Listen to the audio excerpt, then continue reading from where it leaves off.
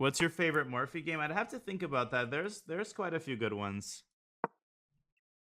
Okay, we'll play a couple with him, and then I'll read more on Morphy's adventures in Europe.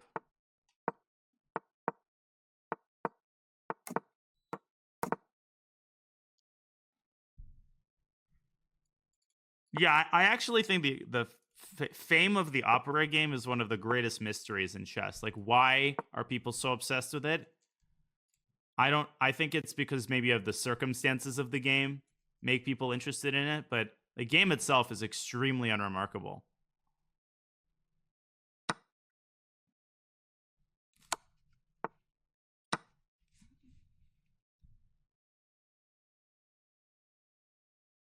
Well, if I had to think about what my Morphy number is, probably not as much as you think. So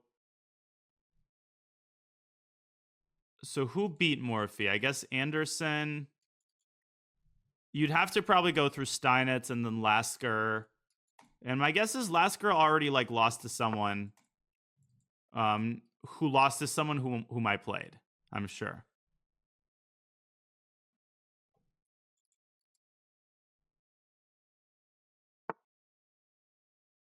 Botvinnik, I don't think played Emmanuel Lasker.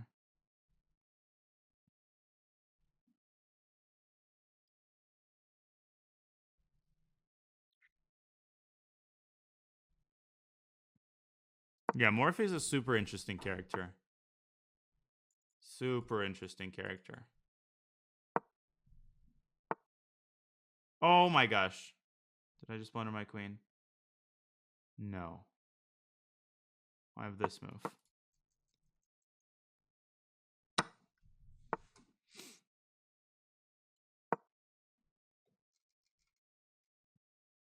I am not Ghost Fanback. I'm American. But I should have gone. I should have gone to the other rook. Shoot. That was a very imprecise execution by me. I had the billion. Let's go here. It's okay. I'm still a piece up. I just have to be very careful.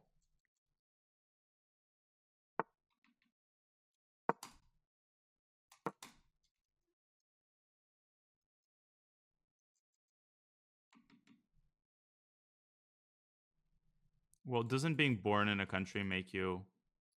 I mean, I don't understand. Don't people realize there's a difference between like your ethnic background and your nationality? It's not the same thing. The opera game is not overrated. I agree. No, it's a good game. I never said it's a bad game or it shouldn't be shown. I just think it's often called the best game of all time or the most instructive game of all time, which I think is absolute BS. Like indisputable BS. There's like so many more instructive games. Am I messing this up? Oh my gosh. I think I messed this up.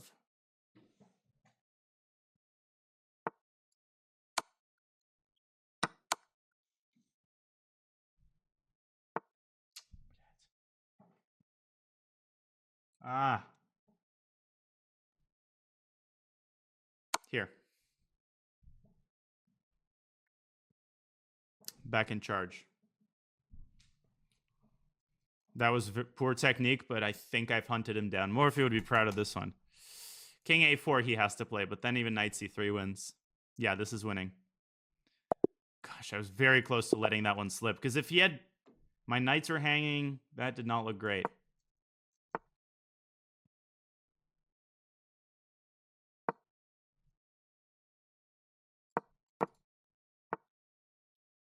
Yeah, Botvinnik bit Lasker. I should have known that.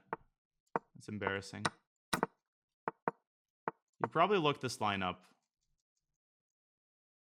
As a chess coach, the opera game seems important to me.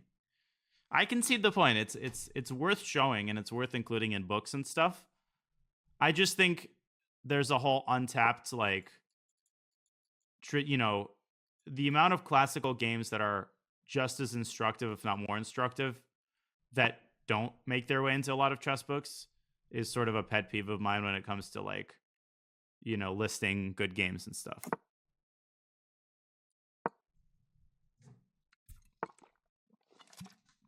Okay, but it's hard for me to tell you off the top of my head what are some underrated games that people should know. But if I thought about it, I could generate some games. Who's the strongest player you have faced in classical chess? So in terms of highest rated, I faced Wesley when he was over 2,800, Kramnik and Fabi when he was exactly 2,800. Yeah, so that would be the highest rateds. So I drew Wesley, beat Fabi. I've said before, amazingly, I'm 1.5 out of 2 against players over 2,800 by miracle because of Wesley and Fabi. Now, Wesley was just a Berlin draw, so that doesn't really count. But it's just because the sample size is tiny. Yeah, I'm busted here, I think, unfortunately. This guy definitely has my number. There's just something about his playstyle that makes it so hard for me to play quickly.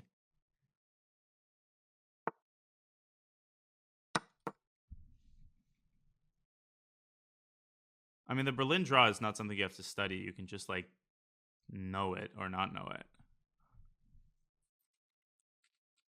I saw the video when you were talking like Wesley, so yeah, I mean, that video is pretty funny, but to be completely honest, I played the Berlin against Daniel, and I am regretting it because he is a terrible chess player.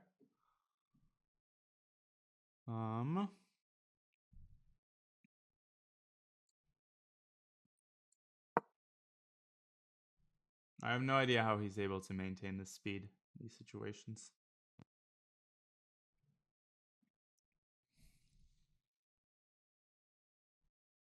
I've talked about the Kramnik game, and I've written a chess.com article about it.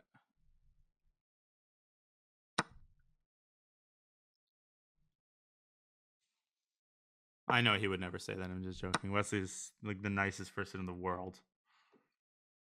I'm just getting smashed here. Hanging by a thread. Maybe rook a b1. It's worth playing. I was hoping he would pre-move, honestly.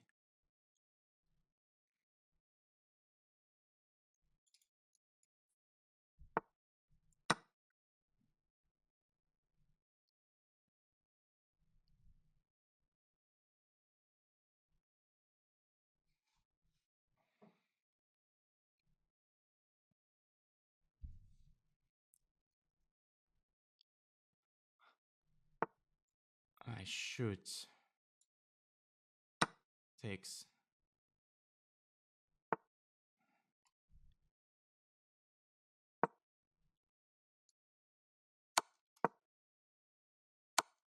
Unbelievable. What a move. What a frickin' move. Oh, no. No. I didn't mean to do that. Oh, no. No. I made the wrong move there. Of course he found that. What?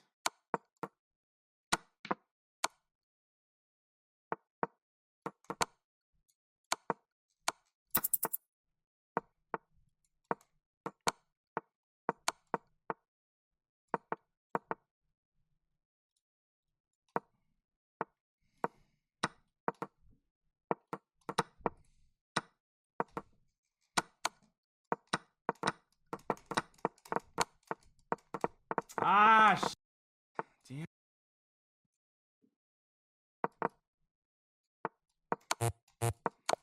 Unbelievable. That was an easy flag if I just didn't.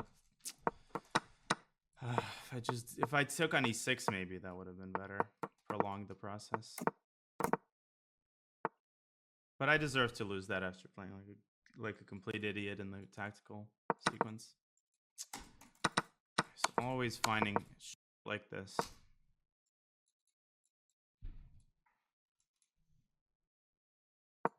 It's pathetic.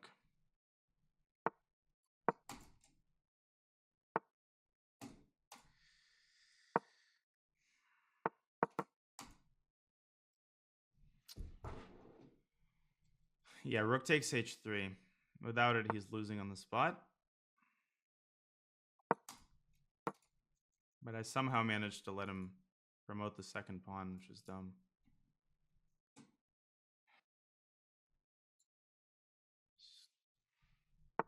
Just no comment.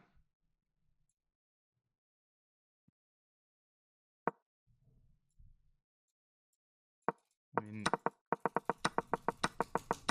obviously play f takes c6 here. What the hell is f6? F takes c6 and e7. I've got a shot here. Just so stupid.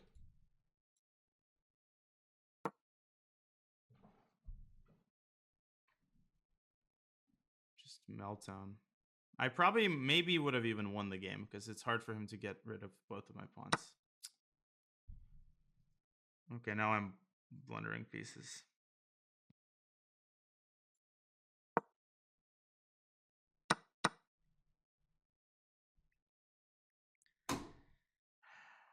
Maybe knight c7. No, this is lost.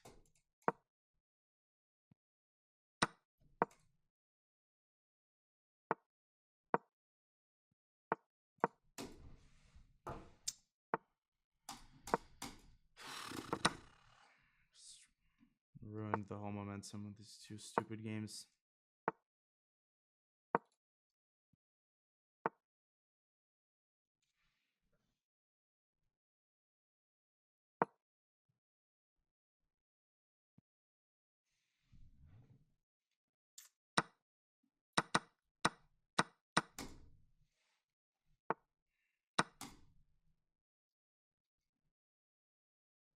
Well, he went from a piece up to piece down, so that's going to help.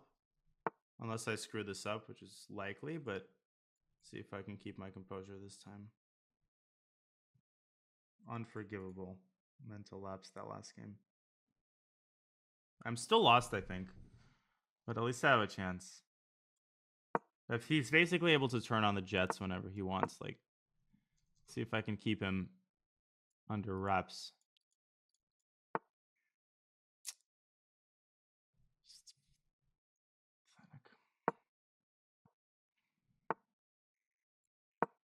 Nope, I didn't mean to do that either. Rook b4. But okay, this I should be able to flag him, maybe. There's another stupid move to give him the passers.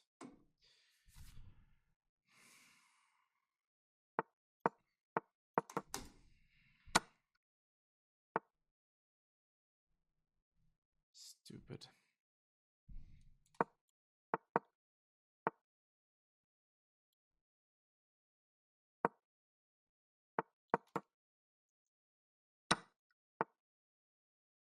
Looks like I managed to lose it.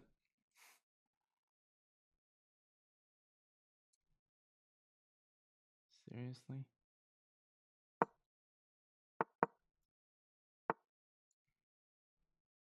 What's going on here?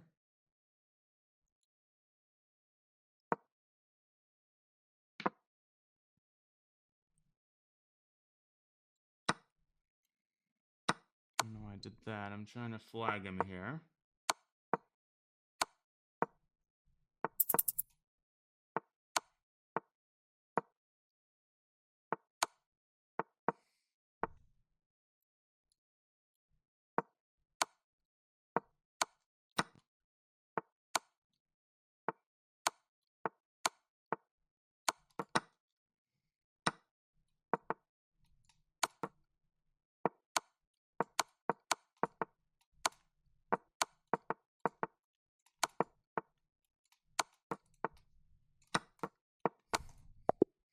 Oh, Jesus.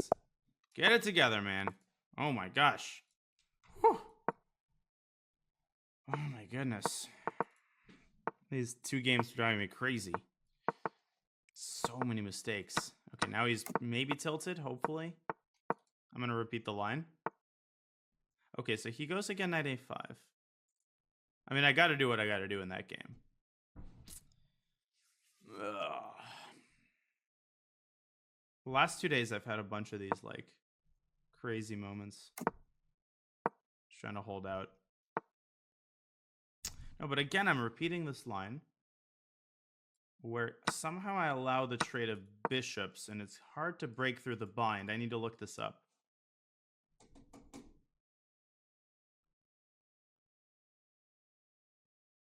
Man. See if I can get another win here while he's frustrated.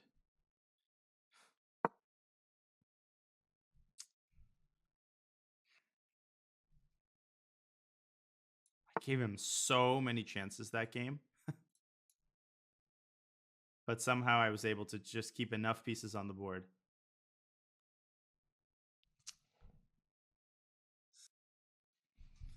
Okay, moving on. All's well that ends well. Let's try this very interesting move B4. Yeah, I can get out of anything when I put my mind to it. Which is what frustrates me about the game that I lost. The fact that I literally got it so close and then made one stupid decision. But that's Blitz.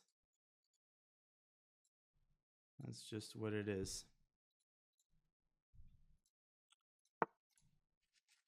All right, so my position is interesting. So this is... Okay, bishop e3 maybe. I'm still going to do the Morphy thing, but after I finish this match. Chess is so brutal. You literally do so much to win a game, and then you make one little dumb move, and that's all it takes.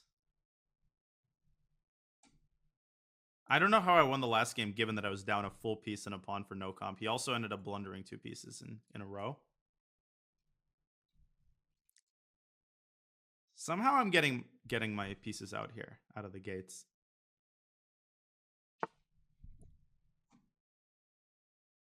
Okay, my headphones are dying. Both of you are tilted as hell. I mean, I don't believe I am, but I guess you know better. I haven't lost 2 games in a row in like 5 days, so I think I'm able to keep myself together. I was a little tilted first half of that last game, but I did just enough to keep myself in it. Why do mods keep deleting questions about the speedrun? Well, because I've asked many, many times at this point for people to respect like my wishes during the stream. And the answer to will there be a speedrun game is always the same, which is that I never know until it happens. Like if I feel like it at the end, I do one. If not, I don't.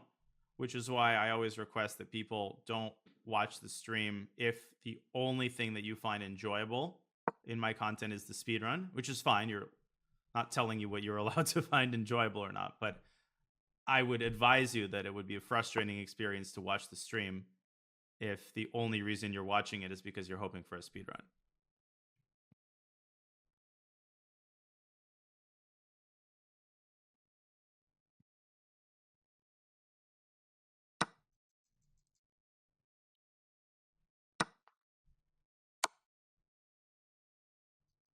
This is really pretty, by the way. Look at this. Oh, look at this. Rook a7, rook a1 mate. There we go. Now we're cooking. It's freaking right. Eat it. You like some of that? You want some more of that, huh?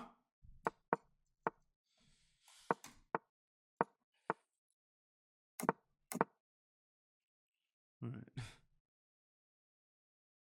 All right, let's play b5 this time. Just keep winning, keep winning, keep winning. I hope that's reasonable, by the way. It's nothing personal or like, oh, you know, you said something toxic. But it can definitely get really, really incessant when people are spamming it. Yeah, but he was already lost. He was down in exchange, and I don't think there was much he could have done there. He is very strong. He drives me crazy, this guy. He always finds a way to get to me in the end. So he's going to win a couple games, but if I can avoid tilting, I'll be good. Bye-bye, speedrun. Bye-bye. The streamers play Genshin for stream bounty. I mean, the problem with Genshin to Danya is from Danya. You know, last game was just classic game with Danya. What makes Danya a good blitz player, you know, but in classical chess, and Danya would never win that game. That's why I'm saying classical chess and Danya struggle. All right. Let's try F5. Jocelyn. Danya broke his speedrun.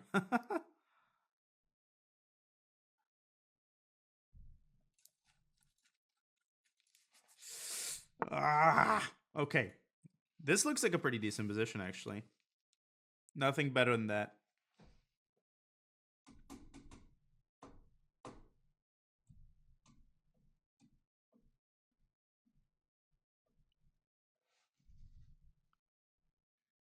Looking at knight b4.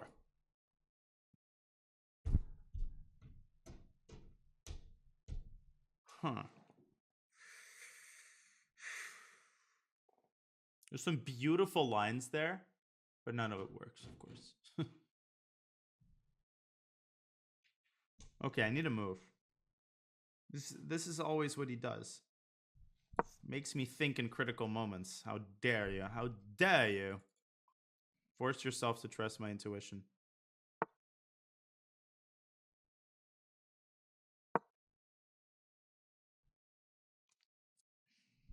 Hey, don't insult my dark squared bishop. This is the key. This is the key to my position. You want to be toxic and banned? You want to be toxic and banned? You can toxic and banned. If you want to be toxic and banned, I can ban you. I mean, if that's what you want, toxic and banned, you can get banned. All right, you want to get banned? Let's go g6. All right, here's a ban, asshole. You want to be toxic and banned? To Jospin? To Danya?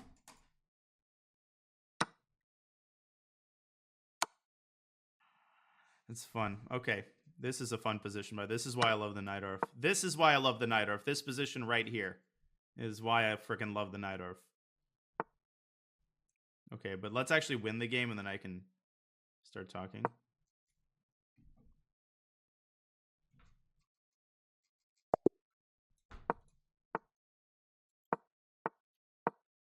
Okay.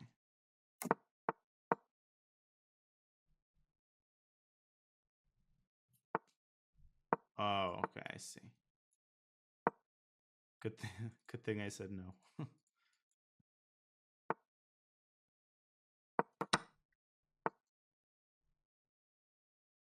Wow, Avenger, that's too complicated for me to understand. Wait, who is insane? More Bush League from Danya? Danya playing typical garbage tricks in Knight Orf? I mean, I have a problem with Danya beating me. It's more the way that he beats me. And, you know, it's more garbage tricks and he knows are garbage. Spank this loser. All right. Have you played Emery Tate? No. Well, Emery has passed away. But no, I never played Emery Tate.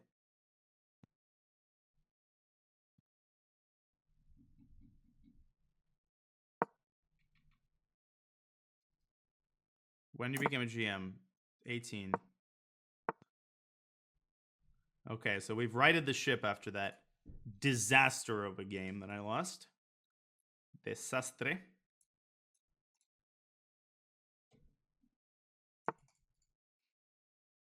It really is a very funny clip. No, that is one of the funniest things ever in the chess world. Yeah, no religion, no politics. What do they say avoid at the family table? Yeah, religion and politics, I think, are the two things you avoid on a Twitch stream.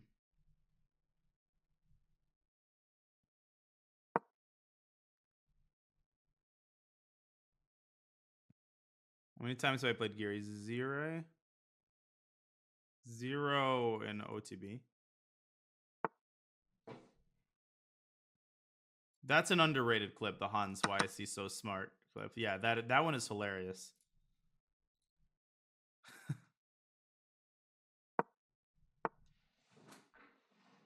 That one is honestly very, very, very, very funny.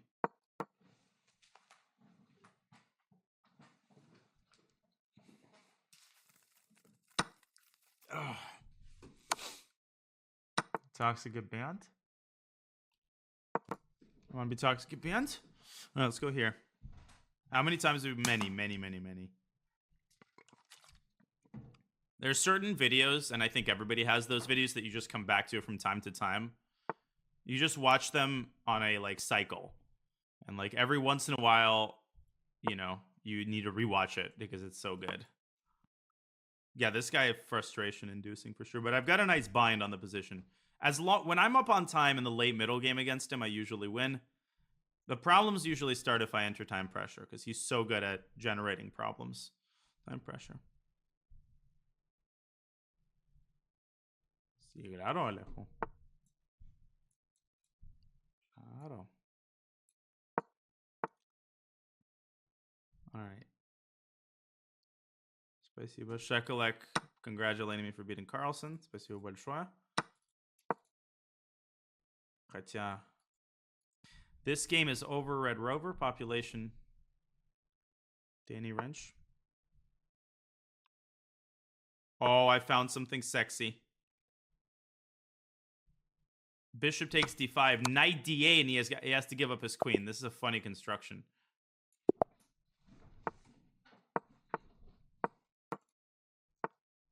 All right, now we're in charge. I think bishop d7 is okay. I mean, okay. Okay, bishop c6 was also but okay. Now I can play simply a bishop g7, but okay. You better than Ikara, yes. No, but this is a very good Sicilian for black, and okay, the castle. Then we're gonna c6 but okay. Imitate peppercorn. I don't think I have the energy for that right now. At this advanced hour. Have I ever played a match versus Hans? Yeah, many. Of course I have. Hikaru said you're better than him at everything. Yeah, exactly.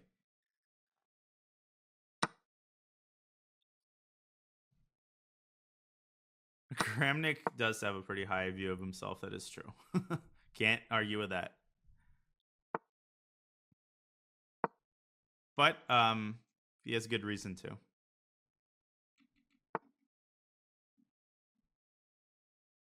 Oh god, what are my views on Hans? I thought we were over that.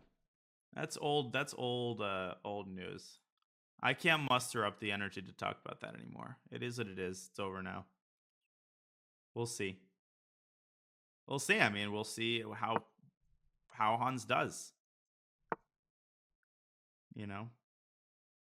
We just wait and see.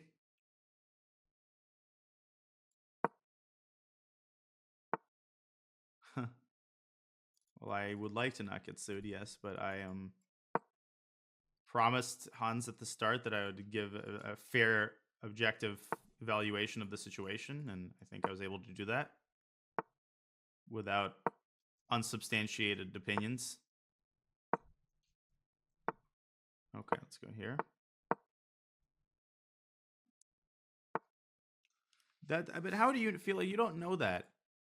You don't know that Hans is not going to be invited anywhere, and Magnus controls everything. That's totally not. It's not necessarily true. I mean, a lot of organizers might take Hans's side.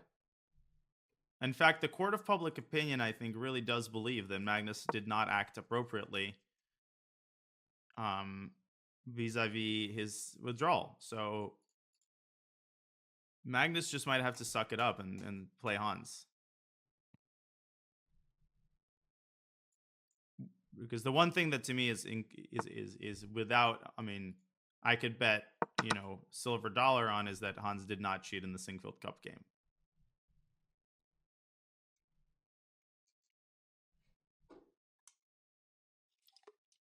And we get a peaceful resolution. Well, that's always what I want. I think a peaceful resolution would be possible. Because the positives that came of this is that the anti-cheating measures are taken more seriously now, and that's a good thing. Now, would Magnus and Hans ever shake hands and, let bygones be bygones? Well, that would probably require Magnus to make a public statement that he withdraws his accusations of cheating from the Singfield Cup. I don't think we're going to see something like that. What was your favorite part of living in the Bay Area? Probably the food.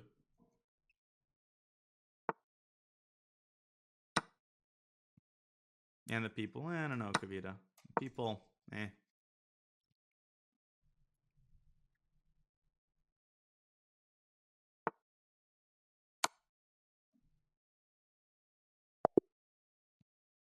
Go to Lex Podcast. Yes, I'm just gonna arrive at his house, and that's how you get on a podcast as big as Lex Friedman. While I'm at it, I'm gonna make a tour of the podcast. Lex Friedman, Joe Rogan. I'm just gonna arrive at their studio, and that's how it works.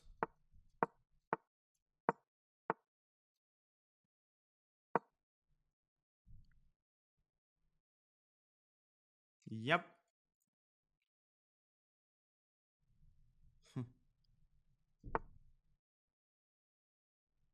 You know, the requests that they get per day, yeah, it's crazy. That's why when I sent that message, I don't think it's going to land even in the right pile. Maybe I'll go on the Alex Jones podcast while I'm at it. So, did you know that not a single one of the world championship matches actually happened? In fact, aliens. Wilhelm Steinitz is actually an alien. And he is the UFO that infiltrated the Earth and decided to play chess. Okay, let's go here.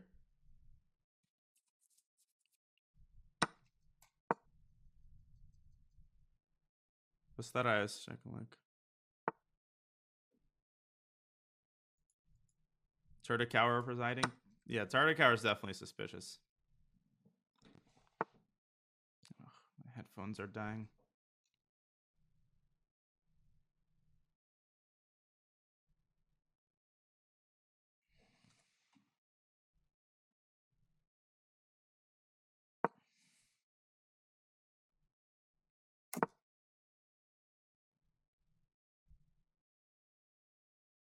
Yeah, I honestly, Lex Friedman is super popular these days. It's. I was discussing this with someone. I can't. Honestly, I find it very, very difficult to get through. Like, I would go on his podcast, but I find it difficult to actually get through an entire episode. Like, I don't know what it is, but I just find it hard to like. Maybe it's his voice, but I don't know what it is exactly. But I don't know. It's hard. The guests are really interesting, but it's difficult for me to actually listen to an entire podcast. Don't you get annoyed by Russians practically begging you? Nobody's begging me to speak Russian. And the people who do that are mostly not Russians. And in fact, when I stream in Russian, it's mostly non-Russians who are trolling and getting offended that I'm not doing a stream in English. I don't know. It's the voice. I also struggle to get through most podcasts. That's true.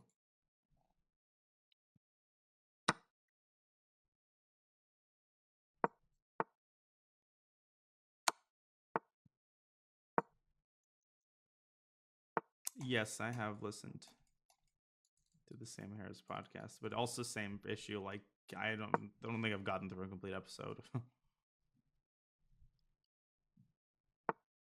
But there's some ones I liked.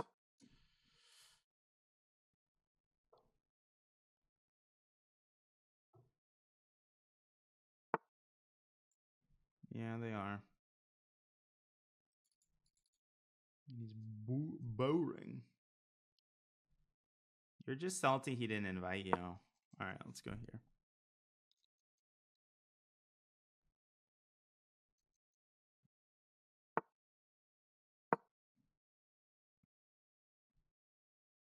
Shit.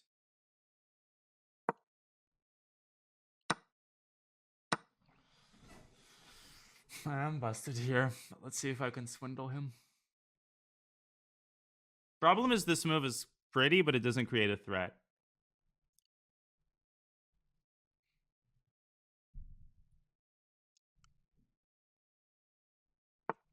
We know speak Ruski here.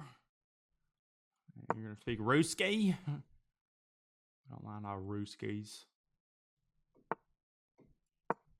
Okay, I gotta flag his ass.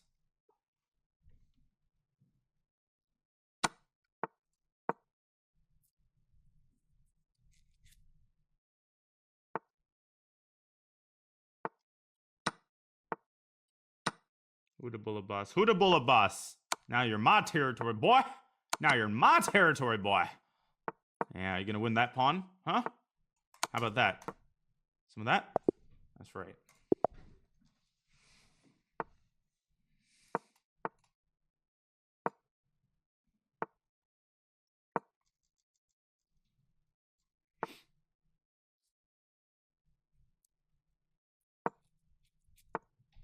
There's more where that came from. That's right. Exactly.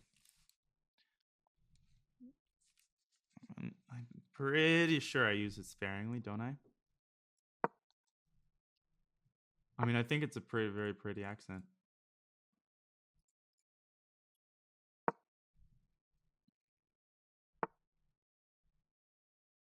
Can you use the Southern accent next time you commentate the tournament? I don't know about that. For the entirety of the commentary, yes. That's the best way for me to like drive every single person crazy. Yeah, I should do it in like a complete deadpan, like as if nothing's the matter, and then deny that I ever sounded differently. Like, what's the big, like, why are you, what's the matter? Like, I've always sounded like this.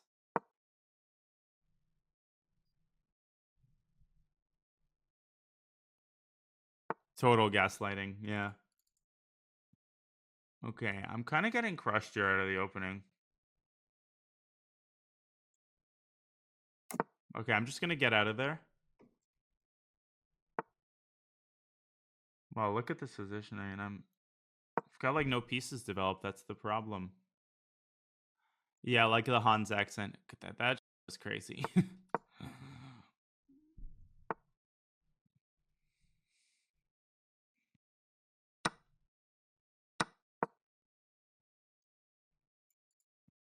Bishop takes a6.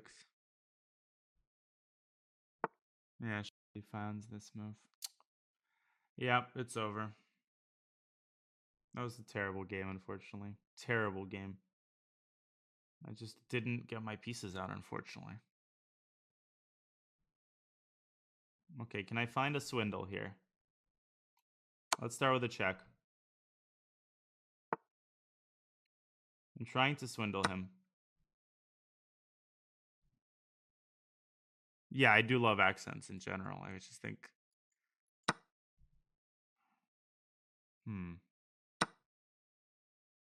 He spots tactics so fast. It's actually pretty wild. Dude, I might have just spotted the craziest perpetual check of all time. I think I might have just spotted an insane perpetual if I calculated this correctly. Oh my gosh, look at this pattern. King E1, Queen G1, Queen F1, Queen E3. I'm 2 pieces down, but it's perpet. Oh, that's cool. Yeah, that's nice. Queen F1, Queen E3. That's actually pretty hard to believe.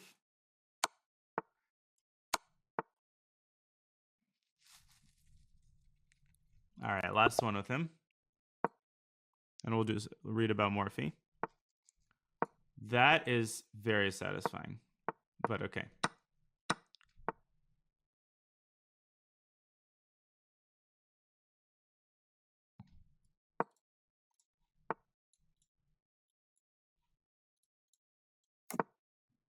Classic triple stack right triangle. Wrote to Juicer. Thank you, Grusky Meerkat for the sub. Thank you so much. Thank you so much.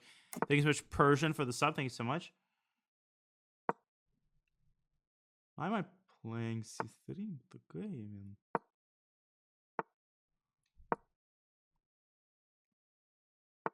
Definitely Fischer. And unfortunately, Fischer turned nasty when he, when his issues came up to the surface. Morphy, not so much.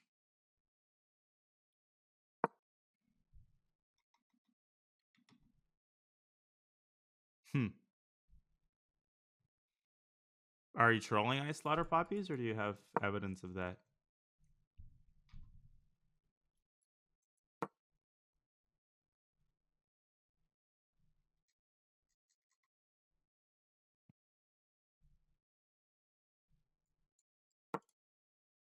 All right, thanks.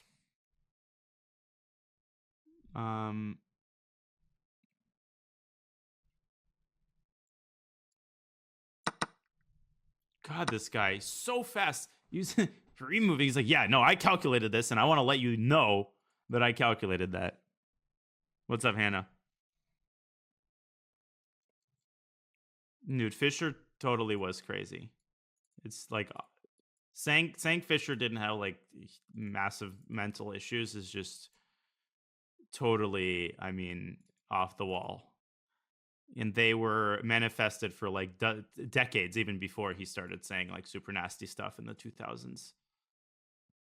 I mean, even in the 70s, it was, you know, clear that he was, I mean, even with his demands of tournaments and fear that his food was poison and stuff, like it was obvious that he was moving in kind of the wrong direction.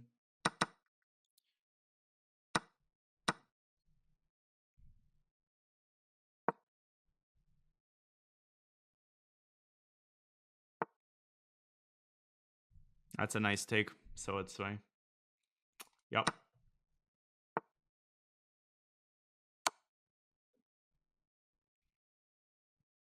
I mean, obviously he could act normally, and in the 70s, he like, if you watch talk shows with him and stuff, like he sounds totally normal, but that, you know, would be simplistic to say that like, oh, you know, these issues like manifested themselves gradually. Okay, there's absolutely no need to give up this pawn. It was stupid. Doesn't take it.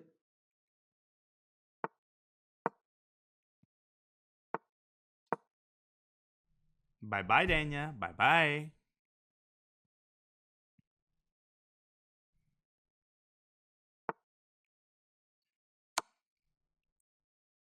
Genius is close to madness. Oh, interesting. Okay.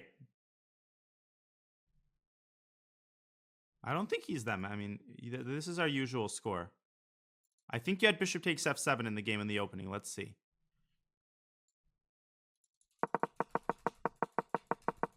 Where? Oh, you're absolutely right. I did have bishop f7. Damn girl. Damn girl. This idea.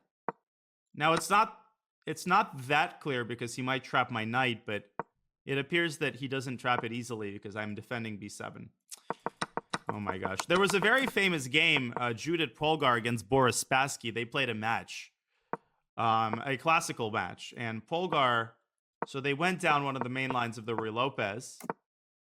So they were playing the Zaitsev variation. And Spassky, in this position, let me remember how this went.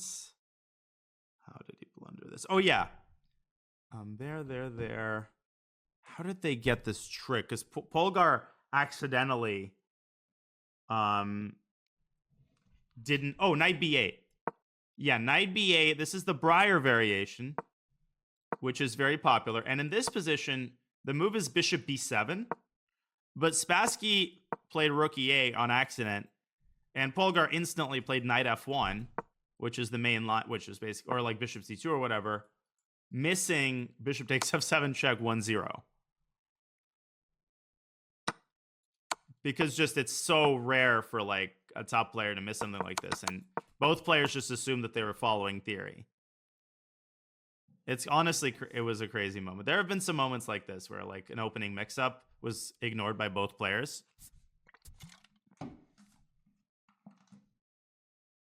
It is a cool tag. I really like. And of course, there's the very famous Fischer-Reshevsky game from the U.S. Championship years ago. Speaking of Fischer, where Reshevsky, let's see if I can remember it from memory. Remember it from memory. That makes a lot of sense. Fischer-Reshevsky. No, I think Reshevsky played g6. Let me look it up. I don't remember exactly the move order. Remember from memory. No, let me look up the game.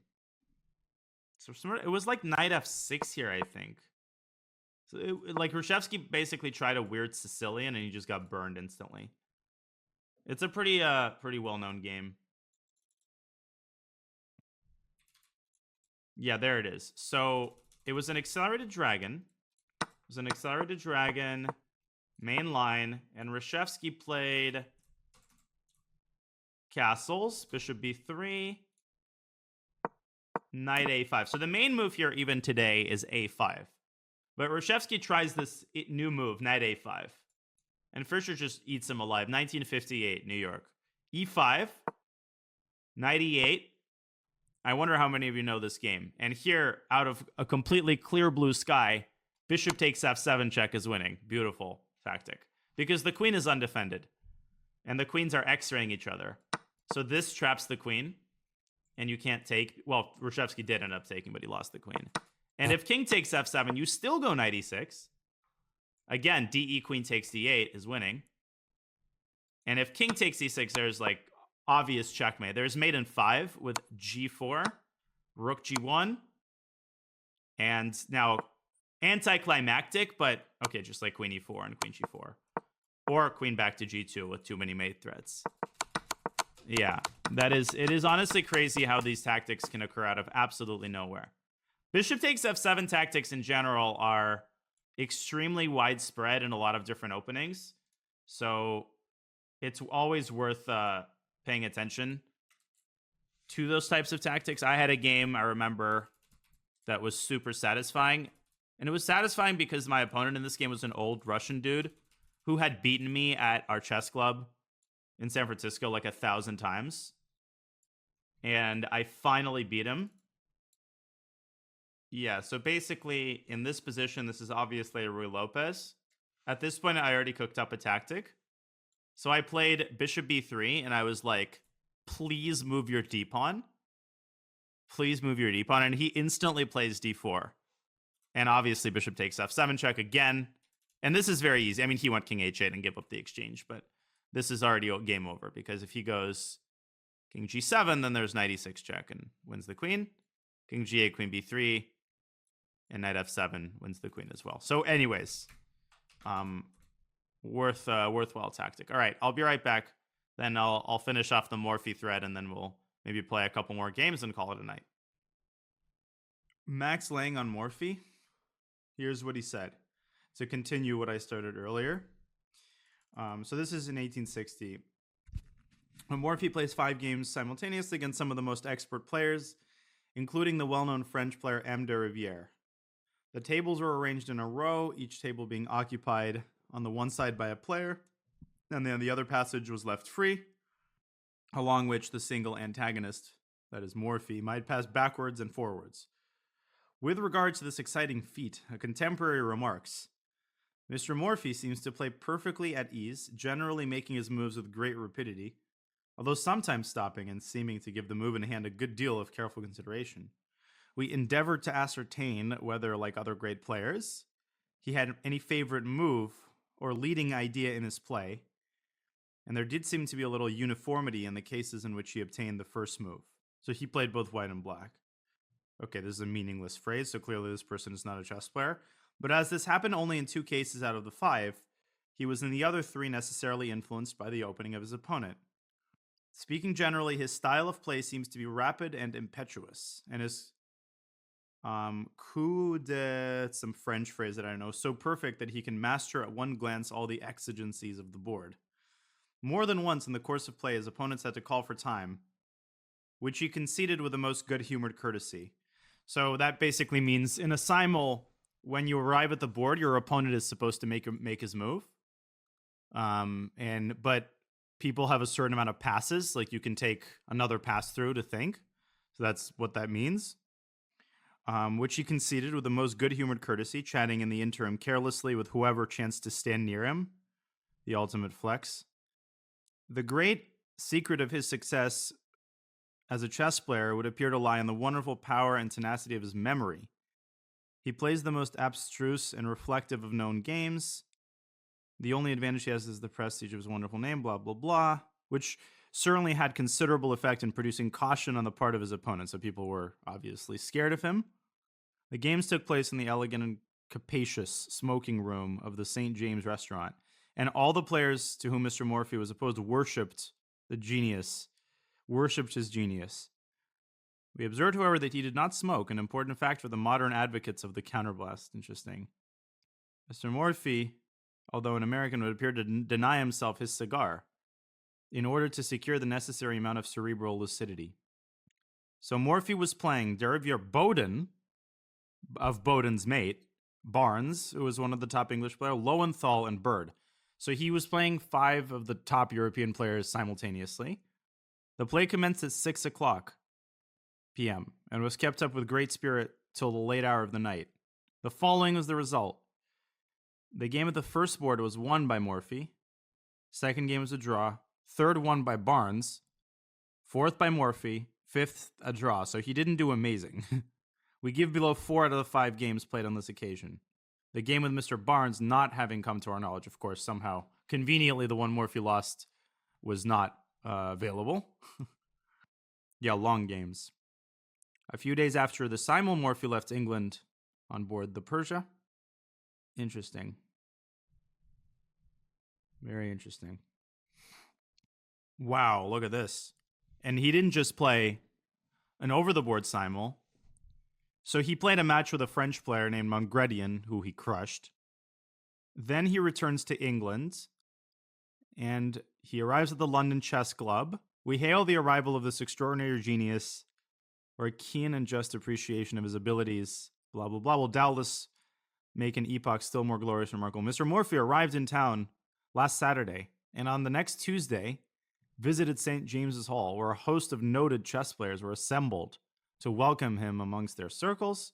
On the following day, he went to the London Chess Club, where for the third time since he arrived in Europe, he exhibited the wonderful feat of playing 8 blindfold games simultaneously against the strongest players of the club, out of which he won 2. The remaining 6 were given up as drawn on account of the lateness of the hour. Okay, all right. Or maybe he forgot the positions, which is, I think, more likely. This astonishing performance commenced at 5 p.m. and lasted till after midnight. 7 hours of blindfold. Okay, that is crazy. On the following day, a dinner was given in honor of our hero by the London Chess Club. All the top players were present. Wow. That's pretty crazy. So before he came to England, he was in France. Wow. Called out. So he crushes this guy Mongredian, and it wasn't even close. The brilliant career of our distinguished countryman, Mr. Paul Morphy, whose services to the game of chess can hardly be overestimated. And then he was in Germany before he went to France. Wow. The challenge of the veteran English champion Staunton by the young American has given occasion to a well-known and greatly extended controversy, in the course of which both parties often went too far. The blamable point of the Englishman's conduct is want of precision in his declarations, and in keeping up with his well-known pretensions. Staunton, as a man of honor, cannot be wholly excused, as he has not behaved generously, but a bad intention can by no means be proved against him, nor anything which may be considered. So this was the drama of the day. This was the Hans Niemann affair of the 1850s, is why Staunton was not playing Morphy. It may, however, be taken as a real fact that public opinion has judged his strength to be decidedly inferior to that of the American. So everybody knew what was going on. Interesting.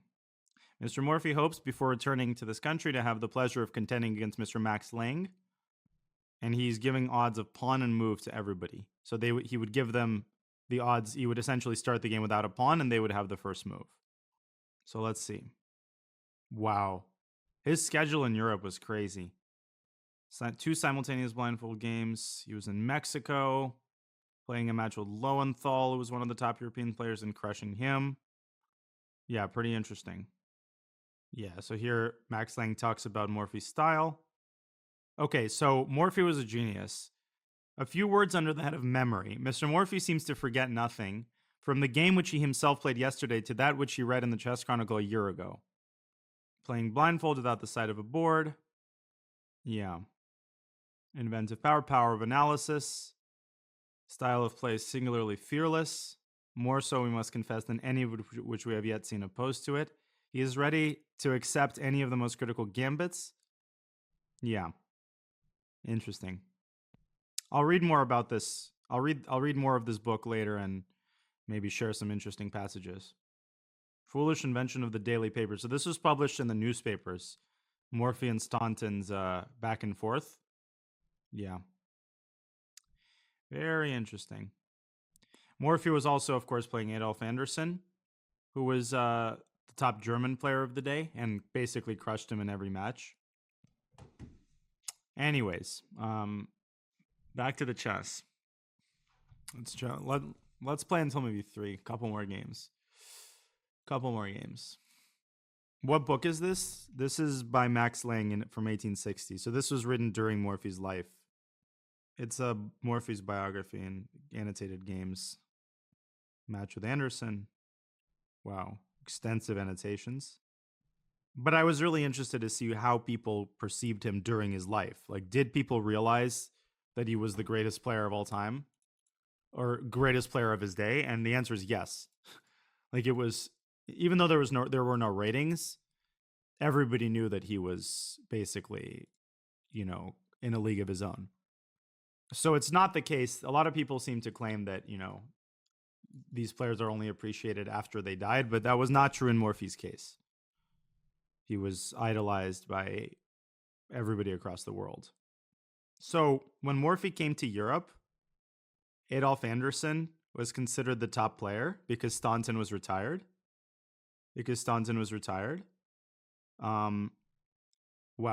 So Anderson was so excited to face Morphy that he came to Paris to meet him and prepared for every race, put his championship and well-earned laurel crown into the scales. Played for no money, Anderson. First to 7 would be the victor. The whole of the match, consisting of 11 games, some of which were very obstinate and contested, lasted a week. Morphy 7, Anderson 2, and 2 drawn games. Not even close. The American tried a new attack in the Ruy Lopez opening, which variation, though introduced into practice by German players, is comparatively little known. And this very game was won by the American champion through an evident mistake of his opponent. Because the King's Gambit was obviously the, main opening of the day. An American master exhibited his perfect knowledge of the Sicilian opening, playing against the so-called French opening. Yeah. So he definitely analyzed openings and stuff a lot more carefully than his contemporaries. Yeah, wow. Tons of annotated games. So then he played with the French players. Bill Steinitz ducked Morphy because he knew what would happen. Bill Steinitz. Bill. Big old Bill. Here we go with this again. Morphy played another 8-board blindfold simul. The sitting lasted 10 hours. These 2 players are the first to surrender. At 9 o'clock was a drawn game and rejoiced at its acceptance. When the clock struck 10, the last opponent surrendered. Thereupon followed a thunder of applause, which continued so long that Morphy was in literal sense stunned by it. 8-game blindfold simul, and he wins 7 of them. Not too bad. And Littleton, the president of the English Chess Federation, characterized his feat of playing 8 opponents at once blindfold as the most wonderful thing he had ever seen. Mr. Morphy expressed his deep sense of gratitude. Blah, blah, blah. Mr. Morphy not only played 8 games in his head, but he also played them in a masterly style, which is evident by his victories over strong players. Besides, his combinations, by their soundness and depth, produced general astonishment, and the performance made upon those present an impression of the miraculous and incredible. An 8-board blindfold simul is still very impressive. Magnus did 10 boards, but I would not be able to do more than 3 is already like pushing it. So 8 boards blindfold is crazy with like good players. He sat at one end of the room, and at 8 tables at the other were his opponents. The eyes of our hero were directed toward the window opposite him, his arm carelessly thrown over a chair, and thus he gave move after move, following the numbers of the boards, as it's still done now. We cannot attach any weight to the assertion made by some correspondents unacquainted with chess that the blindfold player corrected some false moves which were reported to him, in consequence of an accidental disarrangement of the pieces, as this would prove a great weakness on the part of his adversaries. So, yeah, no, obviously the moves would have to be communicated correctly to him. Yeah, the blindfold simul was the most impressive thing to most people, not his actual matches. Oh, here we go with this again. Young Bobby Fischer. So Morphy arrives in England, and the president says he hopes that Morphy would come off victorious in all his encounters but one, and that he hoped the veteran English player Staunton would be the counterer, but the match with Staunton would not take place. For the English champion, it appears, had not fully made up his mind to enter the contest. Nice. Yeah. A shame. The umpire is Mr. Staunton. So Morphy before that plays Lowenthal in England, Lowenthal being top 5 in the world. Staunton accepted the match, but asked for an indefinite delay. In the meantime, Morphy played another match with Lowenthal, and Morphy crushes him. The winner of the first 9 games was to bear the stake of 100 pounds. Not bad. Thus, the analytical result of the match points out the European player is remarkable for his theoretical knowledge, but American the superior practical player. Yeah. So Morphy crushes Lowenthal. Long voyage. Mr. Morphy has played some chess games in London, but probably has not recovered from his fatigues of his voyage from America. Morphy's long voyage by sea, a thing to which he was totally unaccustomed, caused him to meet the strong players of the clubs and divans of London at a disadvantage. Jet lag. But as soon as the effects of travel passed away, he was himself again. Interesting. Overcome the long fatigues of a sea voyage and the uncomfortable feelings of first impressions in a strange country. Yeah. I didn't even know this book existed.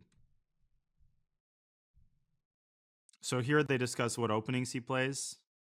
This mode of play is peculiar to Morphy, who in close games systematically places the bishop behind the center pawn.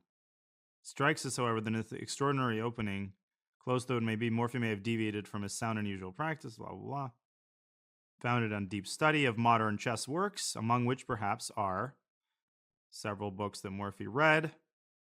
Mr. Barnes, one of the strongest members of the St. George Chess Club, kept his ground against Morphy in the beginning, each having won 4 games. When Morphy recovered the consciousness of his superiority, his confidence returned with it. I can beat that man, and I shall beat him, he exclaimed. And finally, he won 19 games to his opponent's 7. Damn girl. In the St. George's Club, where his reception was very cordial, he is reported to have expressed his desire to play one of the strong English players a match for stakes from 100 pounds to 1,000 pounds, according to his opponent's wishes. The next day, he visited the newly opened Philidor chess room and rejoiced those present by a splendid specimen of blindfold play. No, this is a mistake. Oh, sorry, this is a report from the newspaper, but Max Lang says this is a mistake. Morphy did not play blindfold in the Philidor chess room, but took part in a game of 4, playing with Mucklau against Brian and Falkbeer, who developed the Falkbeer gambit. It's funny that all these like people after whom the openings were named were just like people. The game resulted in basically hand and brain, or alternate moves, I think. On the 8th of June in the morning, Morphy made his appearance in New York in order to embark next day in the steamer Arabia for the Old World.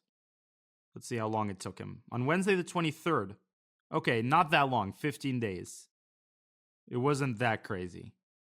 A voyage across the ocean in the interest of chess was something so new and romantic that external impediments insensibly disappeared before so enchanting a prospect. Interesting. Oh, here we go with this again. Morphy goes after Staunton. Okay, this is funny. October 6th. Sir, on my arrival in England 3 months ago, I renewed the challenge to you personally, which the New Orleans Chess Club had given to you previously. You immediately accepted, but demanded a month's delay in order to prepare yourself for the match. Okay. Subsequently, you proposed that the time should be postponed until after the Birmingham tournament, to which I agreed. On the approach of the period you had fixed, I addressed you a communication request that the necessary preliminaries might be settled, but you left London without replying to it. I went to Birmingham for the express purpose of asking you to put a stop to this delay by fixing a date for the opening of our match. But before the opportunity presented itself, you came to me, and in the presence of Littleton, the president of the English Chess Club, you stated that your time was much occupied in editing a new edition of Shakespeare, and that you were under heavy bonds to your publisher. But you reiterated your intention to play me, and said that if I would consent to further postponement until the first week of November, you would within a few days communicate with me the exact date.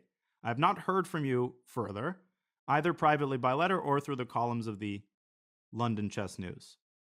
Permit me to repeat what I have invariably declared in every chess community, that I am not a professional chess player, that I never wish to make my skill I possess the means of peculiar advancement. My earnest wish is never to play for any stake but honor. My friends in New Orleans, however, have proposed a sum, sponsor. That sum has been ready for you considerable time past. Since my arrival in Paris, I've been assured by numerous gentlemen that the value of these stakes can be immediately increased to any amount, so this match would have been sponsored, but for myself personally, reputation is the only incentive I recognize. I have the honor to remain your humble servant, Paul Morphy. Staunton replies, "Oh God, sir, in reply to your letter, I have to observe that you must be perfectly conscious that the difficulty in the way of my engaging in a chess match is one over which I have no control. You were distinctly apprised in answer to the extraordinary proposal of your friends that I should leave my home, my family, and my job and proceed to New Orleans for the purpose of playing chess with you.